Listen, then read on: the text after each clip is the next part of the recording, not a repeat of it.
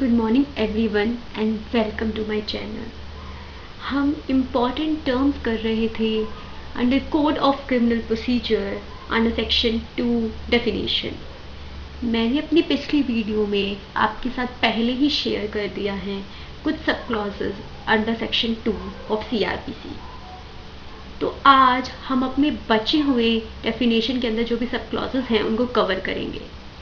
As section 2 काफ़ी wide section है और इसके अंदर बहुत सारे सब क्लॉजेस हैं, तो मैं आपको कुछ इम्पॉर्टेंट सब क्लॉजेस जो काफ़ी CRPC में पूछे जाते हैं या फिर काफ़ी रिपीट है वही सारी टर्म्स में डिफ़ाइन करूँगी, क्योंकि ये काफ़ी ज़्यादा टाइम टेकिंग है अगर मैं आपको एक एक सब क्लॉज डिफ़ाइन करूँगी। अगर आपको कोई भी क्वारी है रिगार्डिंग एनी सब क्लॉज तो आप कमेंट सेक्शन में मुझे मेंशन कर सकते हैं और मैं आपके आंसर ज़रूर दूंगी। चलिए आज हम शुरू करते हैं हमारी सेक्शन 2 डेफिनेशन के बचे हुए सब क्लॉसेस। तो सबसे पहले section 2 in the code of criminal procedure 1973। तो हमने जैसे कि इंक्वायरी तक पढ़ लिया था और मैंने आपको बताया था कि हम आगे पढ़ेंगे इन्वेस्टिगेशन। तो सब क्लॉज H बात करता है इन्वेस्टिगेशन की। Investigation includes all the proceedings under this code for the collection of evidences conducted by police officer or by any other person। तो इन्वेस्टिगेशन क्या है CRPC के अकॉर्डिंगली? इन्वेस्टिगेशन के अंदर वो सारी प्रोसीडिंग्स आती हैं जो किस लिए होती है? कलेक्शन ऑफ एविडेंसेस के लिए होती हैं, जो कंडक्ट की जाती है किसके द्वारा? पुलिस ऑफिसर के द्वारा। क्या होता है इन्वेस्टिगेशन? इन्वेस्टिगेशन के अंदर वो सारी प्रोसीडिंग्स आती हैं, वो सारी प्रोसीडिंग्स जो किस लिए होती हैं? Collection of evidences. Collection of evidences के लिए होती हैं। किसके द्वारा की जाती है? पुलिस ऑफिसर के द्वारा और by any other person other than a magistrate. किसके द्वारा की जाती है? कोई अदर पर्सन हो सकता है, ठीक है, लेकिन वो पर्सन मैजिस्ट्रेट नहीं होगा। जैसे कि हमने इंक्वायरी में पढ़ा था, मैजिस्ट्रेट करता है इंक्वायरी, लेकिन इन्वेस्टिगेशन कभी मैजिस्ट्रेट नहीं करेगा। ये हमेशा जो भी आपका पुलिस ऑफिसर होगा या इन्वेस्टिगेशन ऑफिसर होगा वो करेगा।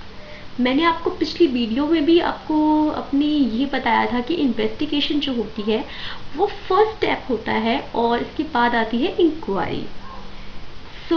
ये हमारा इन्वेस्टिगेशन ऑफिसर इन्वेस्टिगेशन करता है। अब सब क्लॉज L क्या बात करता है? सब क्लॉज L बात करता है नॉन कोग्निजेबल ऑफेंसेस की। ये क्या बोलता है? Non cognizable offences means an offence for which and non cognizable case means a case in which a police officer has no authority to arrest without warrant. ये क्या बोल रहा है? ये बोल रहा है कि under CRPC sub clause L के अंदर ये मेंशन है कि नॉन कोग्निजेबल केसेस वो सारे केसेस हैं इन विच वो केस हैं जहां एक पुलिस ऑफिसर के पास अथॉरिटी नहीं है कि वो किसी पर्सन को अरेस्ट कर सकता है without warrant. Non cognizable offences कौन से ऑफेंसेस होते हैं? नॉन कोग्निजेबल ऑफेंसेस वो ऑफेंसेस होते हैं जो ज़्यादा सीरियस या ग्रेव नेचर के नहीं होते हैं। जैसे कि आप फॉर्जरी ले लीजिए या चीटिंग ले लीजिए। ये कुछ एग्जाम्पल्स हैं नॉन कोग्निजेबल ऑफेंसेस के। अब हम आ गए हैं सब क्लॉज R पे। सब क्लॉज R बात करता है पुलिस रिपोर्ट के बारे में।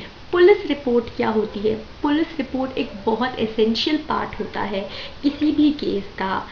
पुलिस रिपोर्ट के अंदर क्या क्या मेंशन होता है? पुलिस रिपोर्ट के अंदर बहुत सी वेरियस थिंग्स मेंशन होती हैं, जैसे कि क्या पर्सन का नाम है जिसने ऑफेंस किया है, क्या ऑफेंस है, क्या क्या क्या पूरे फैक्ट्स हैं, पूरा सब कुछ जो होता है वो मेंशन होता है पुलिस रिपोर्ट के अंदर।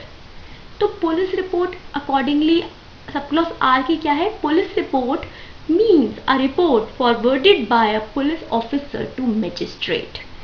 मतलब को वो रिपोर्ट जो पुलिस ऑफिसर फॉरवर्ड करता है किसको? मैजिस्ट्रेट को। पुलिस ऑफिसर का मतलब इसके अंदर क्या हुआ है, क्या बोलना चाह रहा है ये कि पुलिस ऑफिसर जो है वो इसको बनाएगा और फिर फॉरवर्ड करेगा वो किसको, मजिस्ट्रेट को, under sub section 2 of section 173। जब हम सेक्शन 173 पढ़ेंगे तो वो बात करता है report of police officer on completion of investigation. अब हम बात करेंगे सब क्लॉज W की, जो बात करता है समन केसेस की। अब समन केस पे जाने से पहले मैं जरा आपको समझाना चाहूंगी कि समन क्या होता है। समन is a document that commands a person to whom it is served to appear before the court। तो बेसिकली समन क्या होता है, समन एक ऐसा डॉक्यूमेंट होता है जिसके द्वारा एक पर्सन को कमांड किया जाता है कि वो अपियर होए किसके सामने अपियर होगा, वो कोर्ट के सामने उसे अपियर होने के लिए बुलाया जाता है, उसे कमांड दी जाती है कि आप अपियर होइए इस केस के लिए। And not being a warrant case. अब समन केस के अंदर समन केस बोल रहा है कि ये कौन से केसेस होंगे, जो वारंट केसेस के अंदर नहीं आएंगे। Then sub clause X, warrant case क्या होते हैं, ये बात करता है वारंट केसेस की। वारंट केस क्या होता है, warrant case means a case related to an offence punishable with death, imprisonment for life और imprisonment for a term exceeding to 2 years। अब वारंट केस पे जाने से पहले मैं आपको वारंट केस का भी एक ब्रीफ देती हूँ। वारंट केस क्या होता है, warrant case is a case related to an offence punishable with death, imprisonment for life और imprisonment exceeding more than 2 years। Warrant case क्या होता है, वारंट केस जैसे कि हमारा सब क्लॉज ये बोल रहा है कि भाई वो सारे केस जो पनिशेबल है डेथ से, इम्प्रिजनमेंट फॉर लाइफ से या imprisonment for a term exceeding to 2 years, ये 3 कैटेगरी के अंदर जो भी फॉल हो रहे हैं ऑफेंसेस, वो सारे क्या होंगे, वो वारंट केस के अंदर आएंगे। और वारंट क्या होता है, वारंट एक ऐसा डॉक्यूमेंट होता है जो अथॉरिटी के द्वारा, कोर्ट के द्वारा क्या किया जाता है, इशू किया जाता है, जिससे अरेस्ट बनाया जाता है किसी भी पर्सन का। तो ये होते हैं वारंट केसेस। अब वारंट केस कौन से केसेस में वारंट आपका जो होगा जारी होगा, कौन से केसेस में होता है ऐसा। वारंट केस की मैं एग्जांपल दूं तो आपको, जैसे आप मर्डर कह सकते हैं, ये एक वारंट केस का ऑफेंस का एग्जांपल है। और क्या बोल सकते हैं आप, और भी बहुत सारे ऑफेंसेस हैं जो इस कैटेगरी के अंदर फॉल करते हैं। सो ये मेरी जो वीडियो है सेक्शन 2 की यहीं ख़त्म होती है। अगर आपको कोई भी जो भी सब क्लॉज बचे हुए हैं डाउट है उनमें, तो मैं एक और सेशन लूँगी जिसके अंदर वो सारे डाउट क्लियर कर दूँगी। लेकिन अगर आपको ये वीडियो पसंद आती है, अगर आपकी क्वेरीज सारी सॉल्व होती हैं इससे, तो आप सब्सक्रिप्शन बटन को प्रेस कीजिए और बेल आइकन को भी प्रेस कीजिए, जिससे आपको आगे की वीडियोस की नोटिफिकेशन मिल जाएगी। Thank you.